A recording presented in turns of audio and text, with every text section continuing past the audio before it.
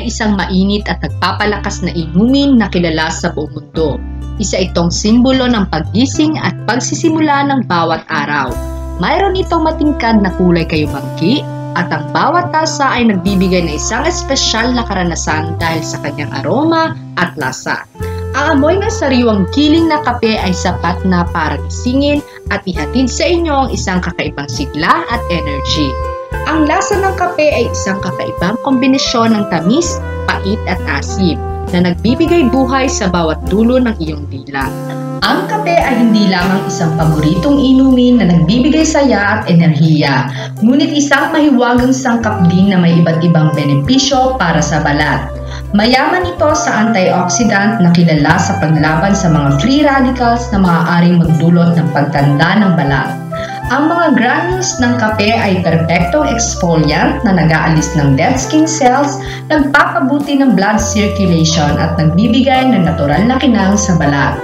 Ngayon ay ipapakita ko sa inyo kung paano tayo makakagawa ng home skincare remedies sa pamamagitan ng paggamit ng kape.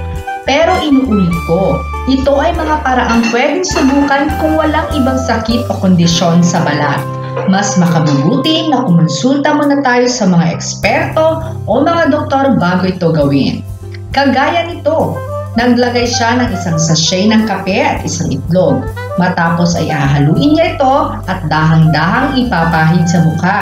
Ito ang tinatawag na facial mask.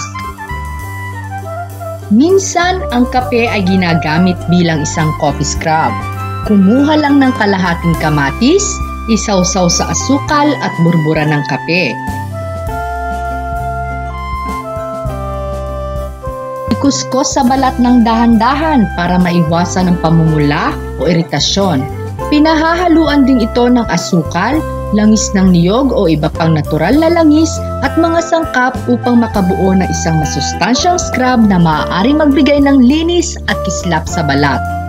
Ang mga anti-inflammatory properties ng kape ay makakatulong sa pagkawala ng pamumula at irritation, habang ang caffeine content nito ay makakatulong sa pagbawas ng pamamaga o puffiness. Isa pang pamamaraan ay ang tinatawag na coffee facial mask with honey. Isa itong popular na home remedy para sa pagpapaganda at paglilinis ng balat. Ang kape ay may antioxidants na nakakatulong sa pag-revitalize ng balat, samantalang ang honey ay may natural na katangiang antibacterial at moisturizing. Narito ang isang simple ngunit epektibong paraan para gawin ang coffee facial mask with honey. Maglagay lamang ng 2 kutsarang kape sa bowl at lagyan ng 1 kutsarang honey. Haluing mabuti at ilahid sa balat. Mas epektibo kung hahayaan lamang nating nakababad sa ating mukha ng 15 to 20 minutes para mas maabsorb ng balat. Isa pang pamamaraan ay ang paggawa ng homemade eye cream ay maaaring maging isang masarap at nakaka-relax na aktibidad. Ang mga natural na sangkap tulad ng olive oil, coffee, shea butter, jojoba oil, rosehip oil at chamomile essential oil ay may kanya-kanyang benepisyo na maaaring magbigay ng nutrisyon, hydration at protection sa iyong balat, lalo na sa sensitibong bahagi tulad ng paligid ng iyong mga mata. At kung paano gawin ang natural na eye cream, tutok lamang sa panonood at huwag kalimutang mag-subscribe para sa ating tuloy-tuloy na kwentuhan.